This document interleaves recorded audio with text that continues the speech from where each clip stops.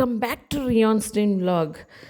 ಇವತ್ತು ನಾನು dry fruits ಹೋಳಿಗೆ ಮಾಡ್ತಾಯಿದ್ದೀನಿ. ಬನ್ನಿ ಕ್ವಿಕ್ಕಾಗಿ ಮಾಡ್ಕೊಂಡು ತಿನ್ಕೊಂಬಂದ್ಬಿಡೋಣ, ಆಮೇಲೆ ಮುಂದಿನ ನೋಡೋಣ.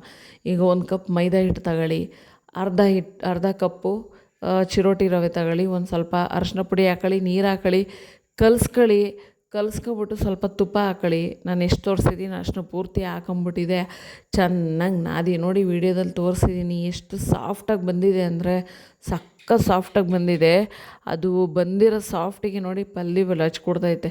ಹೋಳಿಗೆ ಎಷ್ಟು ಚೆನ್ನಾಗಿ ಬಂದಿತ್ತು ಅಂದರೆ ಸಖತ್ತಾಗಿ ಬಂದಿತ್ತು. ಸೊ ಚೆನ್ನಾಗಿ ನಾದ್ಬಿಟ್ಟು 2-3 ಅವರ್ ಇಟ್ಬಿಡಿ ಸೈಡಿಗೆ. ಇಟ್ಬಿಟ್ಟು ಬನ್ನಿ ಪಟ್ಟ ಅಂತ ಹೇಳ್ಬಿಟ್ಟು ಹೂರಣ ರೆಡಿ ಮಾಡ್ಕೊಳ್ಳೋಣ. ಹೂರಣ ರೆಡಿ ಮಾಡ್ಕೊಳ್ಳೋಕೆ ಏನು ಬೇಕು? ಬೆಲ್ಲ ಬೇಕು. ಸಕ್ಕರೆನ ಜಾಸ್ತಿ ಯೂಸ್ ಮಾಡಬೇಡಿ, ಬೆಲ್ಲಕ್ಕೂ ಹಾಕ್ತಾರೆ, ಇರಲಿ ಪರವಾಗಿಲ್ಲ. ಈಗ ನಿಮ್ಮ ಮನೇಲಿ ಯಾವ ಡ್ರೈ ಫ್ರೂಟ್ಸ್ ಐತನ ಹಾಕೊಳ್ಳಿ. ಈಗ ನಾನು ನಮ್ಮ ಮನೇಲಿ ಗೋಡಂಬಿ ತಗೊಂಡಿದ್ದೀನಿ, ಬಾದಾಮಿ ಇತ್ತು, ಬಾದಾಮಿ ತಗೊಂಡಿದ್ದೀನಿ. ನಿಮ್ಮ ಮನೇಲಿ ಬೇರೆ ಉತ್ತತ್ತಿ ಅಥವಾ ಅಕ್ರೂಟ್ ಇತ್ತು ಅಂದರೆ ತಗೊಳ್ಳಿ, ಏನಾಗಲ್ಲ. ಸೋರೆಕಾಯಿ ಬೀಜ, ಸೌತೆಕಾಯಿ ಬೀಜ, ಬೇರೆ ಬೇರೆ ಬೀಜಗಳಿರ್ತವೆ, ತಗೊಳ್ಳಿ. ಈಗ ನೆಕ್ಸ್ಟು ನಾನು ಶಿವಲಿಂಗ ಬೇಳೆಯನ್ನು ತೊಗೋತಾಯಿದ್ದೀನಿ. 1 ಕಪ್ನಷ್ಟು ಶಿವಲಿಂಗ ಬೇಳೆ. ನೀವು ಜಾಸ್ತಿ ಮಾಡ್ಕೊಳ್ಳೋದಾದರೆ ಜಾಸ್ತಿ ತೊಗೊಳ್ಳಿ. ಈಗ ರೋಸ್ಟೆಡ್ ಪಿಸ್ತಾವನ್ನು ತೊಗೋತಾಯಿದ್ದೀನಿ. ಇದು ಆಲ್ರೆಡಿ ರೋಸ್ಟೆಡ್ ಆಗಿದೆ. ನೆಕ್ಸ್ಟು ಒಂದು ಸ್ವಲ್ಪ 1/4 kgಗಿಂತನೂ 1 ಮುಷ್ಟಿಯಷ್ಟು ತೊಗೊಂಡಿದ್ದೀನಿ ಅಷ್ಟೇ. ಅದು ಕಡಲೆ ಬೀಜ. ಈಗ ನಾವು ತೊಗೊಂಡಿರ್ತಕ್ಕಂಥ ಎಲ್ಲ ಡ್ರೈ ಫ್ರೂಟ್ಸ್ನೂ ಡ್ರೈ ರೋಸ್ಟ್ ಮಾಡಬೇಕು. ಎಲ್ಲವನ್ನು ಎಣ್ಣೆ ಹಾಕದೆ ನೀಟಾಗಿ ಹಾಗೆ ರೋಸ್ಟ್ ಮಾಡಬೇಕು. ತುಂಬಾ ಸೀಸೋದಕ್ಕೆ ಹೋಗ್ಬೇಡಿ, ರುಚಿ ಕೆಡುತ್ತೆ. ಸೊ ನೀಟಾಗಿ ರೋಸ್ಟ್ ಮಾಡ್ಕೊಳ್ಳೋಣ. ಈಗ ಎಲ್ಲ ಡ್ರೈ ಫ್ರೂಟ್ಸ್ನೂ ರೋಸ್ಟ್ ಮಾಡ್ಕೊಂಡು ಪಕ್ಕಕ್ಕೆ ತೆಗೆದಿಟ್ಬಿಟ್ಟು ಆರಬೇಕು. ಬಿಸಿಲೇ ಮಿಕ್ಸಿಗೆ ಹಾಕಿ ಪೌಡ್ರ್ ಮಾಡೋಕ್ಕೆ ಹೋಗ್ಬೇಡಿ. ಶಿವಲಿಂಗ ಬೇಳೆಯನ್ನು ನಾನು ತಪ್ಪಲೆಯಲ್ಲಿ ಬೇಯಿಸ್ಕೊತಾಯಿದ್ದೀನಿ, ಕುಕ್ಕರಲ್ಲಿ ಬೇಯಿಸ್ಕೊತಿಲ್ಲ ರೀ. ಯಾಕಂದರೆ ಅದು ತಪ್ಪಲೆಯಲ್ಲಿ ಬೇಯಿಸ್ಕೊತಾಯಿದ್ದೀನಿ, ಯಾಕಂದರೆ ಕುಕ್ಕರಲ್ಲಿ ತೆಳ್ಳಗೆ ಬರುತ್ತೆ. ಸೊ ಹಾಗೆ ಈಗ ನಾನು ಎಲ್ಲ ಡ್ರೈ ಫ್ರೂಟ್ಸನ್ನು ಮಿಕ್ಸಿಲಿ ಹಾಕಿ ರುಬ್ಕೊತಾಯಿದ್ದೀನಿ. ಫೈನ್ ಪೌಡರ್ ಮಾಡ್ಕೋಬೇಕು, ಅದನ್ನು ಪೌಡ್ರ್ ಮಾಡ್ಕೋಬೇಕು. ಈಗ ಅದ್ರ ಜೊತೆಗೆ ಡ್ರೈ ಫ್ರೂಟ್ಸ್ನ ಜೊತೆಗೆ 3 ಏಲಕ್ಕಿನೂ ಹಾಕ್ಕೋತಾಯಿದ್ದೀನಿ, ಫ್ಲೇವರಿಗೆ ಇರಲಿ ಅಂತ, ವಾಸನೆ ಚೆನ್ನಾಗಿ ಬರಬೇಕಲ್ಲ ಅದಕ್ಕೆ. ನೋಡಿ ಪೌಡರ್ ಆಯಿತು. ಅದ್ರ ಜೊತೆಗೆ ಸ್ವಲ್ಪ ಹೂರಣಕ್ಕೆ ತೆಂಗಿನ ಕೊಬ್ಬರಿ ಪೌಡರು ತಗೊಂಬಿಟ್ಟು ಚೆನ್ನಾಗಿ ಹಿಡ್ಕೊಳ್ಳಿ. 1 ಕಪ್ಪಲ್ಲಿ 1 ಕಪ್ ಪೂರ್ತಿ ತಗೊಂಡಿದ್ದೀನಿ. ಸೊ ಈಗ ಬೇಳೆ ಬೆಂದಿದೆ ನೋಡಿ, ಚೆನ್ನಾಗಿ ಇಸ್ಕಿ ನೋಡಿ. ತುಂಬಾ ಬೇಯಿಸ್ಕೋಬೇಡಿ, ಈ ರೀತಿ ಗಟ್ಟಿ ರೀತಿಯೇ ಇರಬೇಕು. ಅಮ್ಕಿದ್ರೆ ಕಟ್ಟಾಗಬೇಕು, ಆ ರೀತಿ ಬೆಂದಿರಬೇಕು.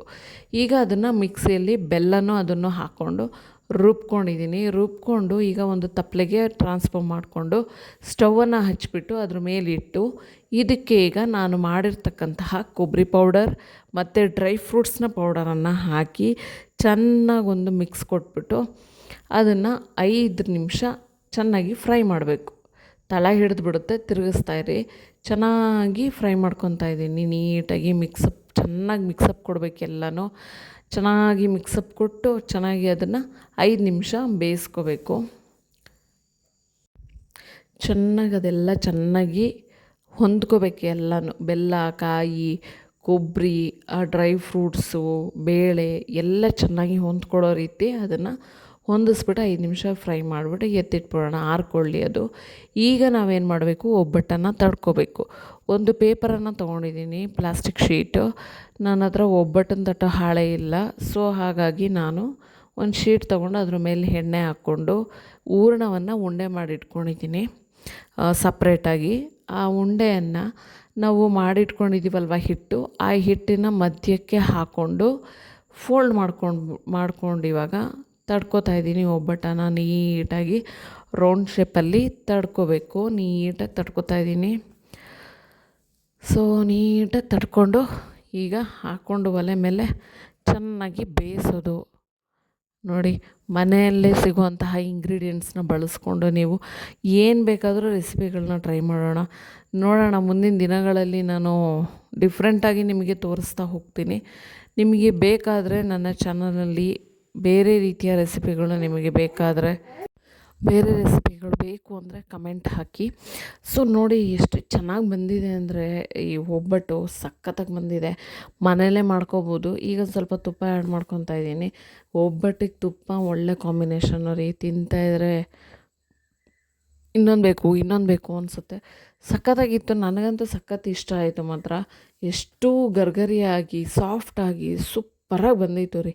ನೋಡಿ ಎಷ್ಟು ಚೆನ್ನಾಗಿ ಬಂದಿತ್ತು. ತಡ ಯಾಕ್ರಿ, ನಿಮ್ಮ ಮನೆಯವ್ರಿಗೆ ಹೇಳಿದ್ರೆ ಮಾಡಿಕೊಡಲ್ಲ ಅಂತಾರೆ, ತಂದುಕೊಡಲ್ಲ ಅಂತಾರೆ. ತಗೊಬನ್ರಿ ನಿಮ್ಮ ಮನೆಯವ್ರ ಹತ್ರ ಮಾಡಿಸ್ಕೊಳ್ರಿ, ಪಟ ಪಟ ಅಂತ ಮಾಡಿಸ್ಕೊಂಡು ಕಮೆಂಟ್ ಮಾಡಿ ನನಗೆ ಹೇಗಿತ್ತು ಅಂತೇಳಿ ಪಟ್ ಅಂತೇಳಿ ತಿಳಿಸ್ಬೇಕು. ಈಗ ಬೇಗ ಮಾಡ್ಕೊಂಬಿಡಿ, ಹಾಗೆ ತಿನ್ಕೊಂಬಿಡಿ.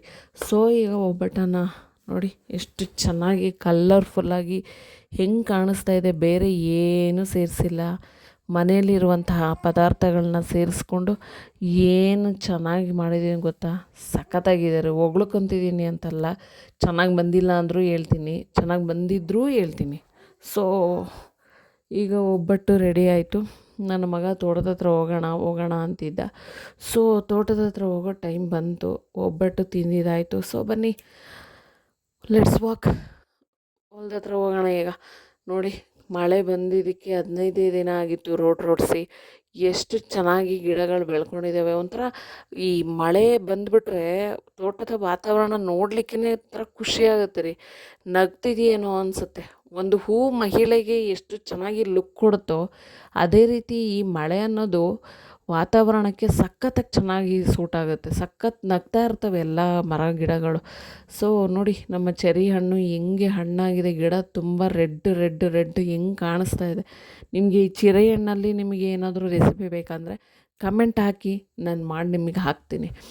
ಸೊ ನೋಡಿ ಎಷ್ಟು ಚೆನ್ನಾಗಿ ಹಣ್ಣಾಗಿದೆ ಅಂದರೆ, ಮಳೆ ಬಂದಿದ್ದಕ್ಕೆ ಹಣ್ಣೆಲ್ಲ ಕೆಳಗಡೆ ಉದುರೋಗ್ಬಿಟ್ಟಿದ್ದಾವೆ ಸುಮಾರು. ಸೊ ನೋಡಿ ಹಂಗೂ ಪಕ್ಕದ ಮನೆಗೆಲ್ಲ ತುಂಬಾ ಕಿತ್ಕೊಟ್ವಿ. ಸೊ ಇದೆ ಹಾಗೂ ಗಿಡ ತುಂಬಾ ಇದೆ. ನೋಡಿ ಎಷ್ಟು ಚೆನ್ನಾಗಿ ಬಿಟ್ಟಿದೆ. ಸೊ ನಾನು ನಿಮ್ಗೆ ಒಂದು ಸಲ ಮೆಣಸಿನ್ಕಾಯಿ ಗಿಡದ್ದು ತೋರಿಸಿದ್ದೆ ವೀಡಿಯೋಸು. ಅದ್ರದ್ದು ನೀಟ್ ಮಾಡಿದ್ವಿ, ಇನ್ನೊಂದು ತೊಂಡಲ್ಲಿ ಹಾಕಿದ್ವಿ. ಕಳೆ ಬೆಳ್ಕೊಂಬಿಟ್ಟಿದೆ, ಕೀಳೋದಕ್ಕೆ ಟೈಮ್ ಆಗಿಲ್ಲ. ಸೊ ಇದು ಕಳೆ ಕೀಳೋದು, ಗೊಬ್ಬರ ಹಾಕೋದು ಲೈವ್ ಆಗಿ ನಾನು ಅದನ್ನು ಎಲ್ಲ ಪೂರ್ತಿ ನಿಮಗೆ ಒಂದು ಬ್ಲಾಗ್ನಲ್ಲಿ ತೋರಿಸ್ಕೊಡ್ತೀನಿ. So wait for the blog. ಈಗ ಅಮ್ಮ ಏನು ಮಾಡ್ತಿದ್ರು, ಮಳೆ ಬಿತ್ತಲ್ಲ, ತೊಗರಿ ಕಾಳು ಹಾಕ್ತಾಯಿದ್ದೀವಿ. ಸೊ ಇದೇ ರೀತಿ ಹೆಲ್ದಿ ಶುಚಿಯಾದಂತಹ ರೆಸಿಪಿ ಬೇಕಾ, ಸಬ್ಸ್ಕ್ರೈಬ್ ಮಾಡಿ, ಶೇರ್ ಮಾಡಿ, ಕಮೆಂಟ್ ಮಾಡಿ. ಬಾಯ್ ಬಾಯ್, ಲವ್ ಯು.